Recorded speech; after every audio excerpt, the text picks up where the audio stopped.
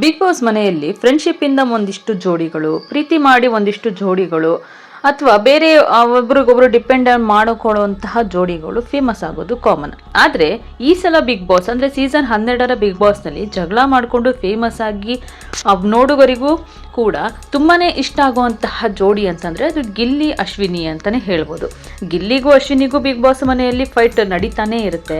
Gilli trigger ಮಾಡ್ತಾ ಇದ್ರೆ ಅದಕ್ಕೆ ಅಶ್ವಿನಿಯವರು ತಿರುಗಿ ಬೀಳ್ತಾನೆ ಇರ್ತಾರೆ. ಹಾಗಾದರೆ ಇಬ್ಬರಲ್ಲಿ ಒಬ್ಬರು ಔಟ್ ಆದ್ರೂ ಕೂಡ ಬಿಗ್ ಬಾಸ್ ಸೀಸನ್ 12 ನೋಡೋದಕ್ಕೆ ಯಾವುದೇ ರೀತಿ ಇಂಟ್ರೆಸ್ಟ್ ಇರೋದಿಲ್ವಾ? ಮನರಂಜನೆಗೂ ಸೈ, ಜಗಳಕ್ಕೂ ಸೈ ಅನ್ನುವಂತಹ ಈ ಜೋಡಿ ಯಾವ ರೀತಿ ಜನರಿಗೆ ಮೋಡಿ ಮಾಡೋದನ್ನು ಇವತ್ತಿನ ಈ ವಿಡಿಯೋದಲ್ಲಿ ನಿಮಗೆ ನಾವು ತಿಳಿಸ್ತೀವಿ. ವಿಡಿಯೋನ ಎಲ್ಲೂ ಕೂಡ ಮಿಸ್ ಮಾಡದೆ ಪೂರ್ತಿಯಾಗಿ ನೋಡಿ.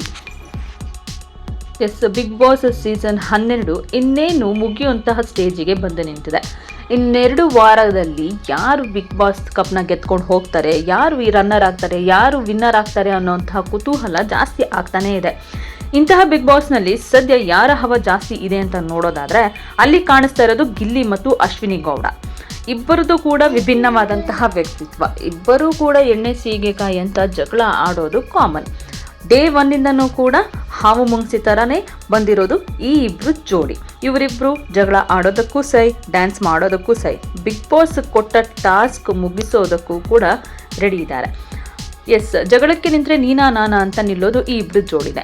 ಬಿಗ್ ಬಾಸ್ ಸೀಸನ್ 12ನ ನೋಡ್ತಾ ಇರುವಂತಹ ವೀಕ್ಷಕರಲ್ಲಿ ಪ್ರಮುಖವಾಗಿ 2 ಹೆಸರು ಕೇಳಿ ಬರ್ತಾ ಇರೋದು. ಒಂದು ಪಂಚ್ ಮಾಸ್ಟರ್ ಗಿಲ್ಲಿ ನಟ, ಇನ್ನೊಂದು firebrand Ashwini Gowda. Big boss ಆರಂಭ ಆದಾಗಿನಿಂದನೂ ಕೂಡ ಇಲ್ಲಿವರೆಗೆ ಇವರಿಬ್ರು ನಾನಾ ನೀನಾ ಅನ್ನುವಂತಹ ಯುದ್ಧ ನಡೆದಿದ್ದೇ ಜಾಸ್ತಿ. ಆದರೂ ಕೆಲವೊಮ್ಮೆ ಇಬ್ಬರೂ ಕೂಡ ಜೊತೆಯಾಗಿ ಡ್ಯಾನ್ಸನ್ನು ಮಾಡ್ತಾರೆ. ಒಬ್ಬರ ಬೆಂಬಲಕ್ಕೆ ಇನ್ನೊಬ್ಬರು ನಿಂತು ಅಚ್ಚರಿಯನ್ನು ಮೂಡಿಸ್ತಾರೆ. ಇನ್ನೇನು 1-2 ವಾರದಲ್ಲಿ ಫೈನಲ್ ನಡೀತಾ ಇದೆ. ಈ ಟೈಮಲ್ಲೂ ಕೂಡ ಚಾಂಪಿಯನ್ ಪಟ್ಟಕ್ಕೂ ಇವರಿಬ್ಬರೇ ಮುಖ್ಯ ರೇಸ್ನಲ್ಲಿದ್ದಾರೆ ಅನ್ನುವಂತಹ ಮಾತುಗಳು ಬಿಗ್ ಬಾಸ್ ವೀಕ್ಷಕರೇ ಹೇಳ್ತಾ ಇದ್ದಾರೆ.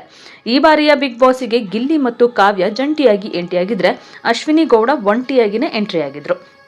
ಆ ಸಂದರ್ಭದಲ್ಲಿ ರಾಜಮಾತೆಯಾಗಿ ಕಾಣಿಸ್ಕೊಂಡಿದ್ದಂತಹ ಅಶ್ವಿನಿ ಗೌಡ ವಿರುದ್ಧ ಇತರೆ ಸ್ಪರ್ಧಿಗಳು ಕೂಡ ಜಗಳ ಮಾಡೋದಕ್ಕೆ, ವಾದ ಮಾಡೋದಕ್ಕೆ ಹಿಂದೇಟನ್ನು ಹಾಕ್ತಾ ಇದ್ರು. ಆ ಟೈಮಲ್ಲಿ ಅಶ್ವಿನಿ ಗೌಡರನ್ನು ಎದುರು ಹಾಕ್ಕೊಂಡಿದ್ದೆ ಈ ಪಂಚ್ ಡೈಲಾಗ್ಗಳನ್ನ ಹೊಡೆದಿದ್ದು ಅವರನ್ನು ಸೈಡಲ್ಲಿ ಕೂರಿಸಿದ್ದೆ ಗಿಲ್ಲಿ.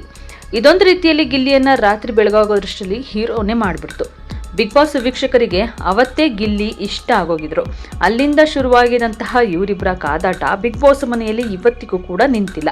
ಹೀಗಾಗಿ ಗಿಲ್ಲಿಯಿಂದ ಅಶ್ವಿನಿನ ಅಥವಾ ಅಶ್ವಿನಿಯಿಂದ ಗಿಲ್ಲಿನ ಅನ್ನೋದಕ್ಕಿಂತ ಇಬ್ಬರಿಂದನೂ ಕೂಡ ಎಂಟರ್ಟೈನ್ಮೆಂಟ್ ಸಿಗ್ತಾ ಇದೆ ಅಂದರೆ ಖಂಡಿತ ತಪ್ಪಾಗಲ್ಲ. ಇನ್ನು ಗಿಲ್ಲಿಗೆ ಬಿಗ್ ಬಾಸ್ ಮನೆಗೆ ಬಂದಾಗಿಂದ ತಾನು ಕ್ಯಾಪ್ಟನ್ ಆಗಬೇಕು ಅನ್ನೋಂತಹ ಆಸೆ ಇತ್ತು. ಆದರೆ ಆ ಆಸೆ ನೆರವೇರಿದ್ದು 12ನೇ ವಾರದಲ್ಲಿ. ಅದು ಅಶ್ವಿನಿ ಗೌಡ ವಿರುದ್ಧ ಫೈನಲ್ ಟಾಸ್ನಲ್ಲಿ ಗೆದ್ದು ಕ್ಯಾಪ್ಟನ್ ಪಟ್ಟಕ್ಕೇರ್ತಾರೆ. ಸೊ ಹೀಗಾಗಿ ವಾರ ನಡೆಯುವಂತಹ ಗೇಮ್ನಲ್ಲಿ ಗಿಲ್ಲಿಯದ್ದೇ ಉಸ್ತುವಾರ ಕೂಡ ಆಗಿರುತ್ತೆ. ಇದೇ ಟೈಮಲ್ಲಿ ಬಿಗ್ ಬಾಸ್ ಗಿಲ್ಲಿಗೆ ರಾಜನ ಪಟ್ಟ ನೀಡಿದರೆ ಅಶ್ವಿನಿ ಗೌಡಗೆ ರಾಣಿ ಪಟ್ಟವನ್ನು ಕೂಡ ಕೊಡುತ್ತೆ. ಇವರಿಬ್ಬರ ಉಸ್ತುವಾರಿಯಲ್ಲಿ ಕ್ಯಾಪ್ಟನ್ ರೇಸ್ಗಾಗಿ ಬಕೆಟ್ಗೆ ನೀರು ತುಂಬಿಸೋ ಗೇಮ್ ಕೂಡ ನಡೆಯುತ್ತೆ.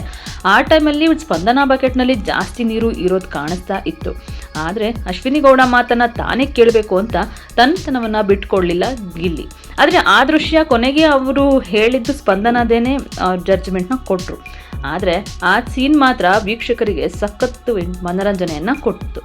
ಇನ್ನು ಬಿಗ್ ಬಾಸ್ ಶುರು ಆದಾಗಿಂದನೂ ಕೂಡ ಗಿಲ್ಲಿ ಮೇಲೆ ಇರುವಂತಹ ಆರೋಪ ಅಂದರೆ ಕೊಟ್ಟ ಕೆಲಸವನ್ನು ಸರಿಯಾಗಿ ಮಾಡೋದಿಲ್ಲ ಅಂತ, ಕ್ಲೀನ್ ಮಾಡೋದಿಲ್ಲ ಅನ್ನೋದು ಗಿಲ್ಲಿಗೆ ಇರುವಂತಹ ಒಂದು ಬ್ಯಾಡ್ ಹೆಸರು ಅಲ್ಲಿ ಮನೆ ಒಳಗಡೆ.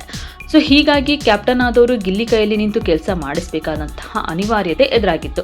ಆದರೆ ಗಿಲ್ಲಿ ಕ್ಯಾಪ್ಟನ್ ಆದಮೇಲೆ ಆತನೇ ಬೇರೆಯವರ ಕೈಯಲ್ಲಿ ಕೆಲಸ ಮಾಡಿಸ್ಬೇಕಾಗತ್ತೆ. ಆವಾಗ ಅಶ್ವಿನಿ ಗೌಡಗೂ ಗಿಲ್ಲಿಗೂ ಕೂಡ ಬೆಂಕಿ ಹತ್ಕೊಂಡು ಇಬ್ಬರು ಕೂಡ ಜಗಳವನ್ನು ಮಾಡ್ತಾರೆ. ನೀನಾ ನಾನಾ ಅಂತ ಫೈಟನ್ನು ಮಾಡ್ತಾರೆ.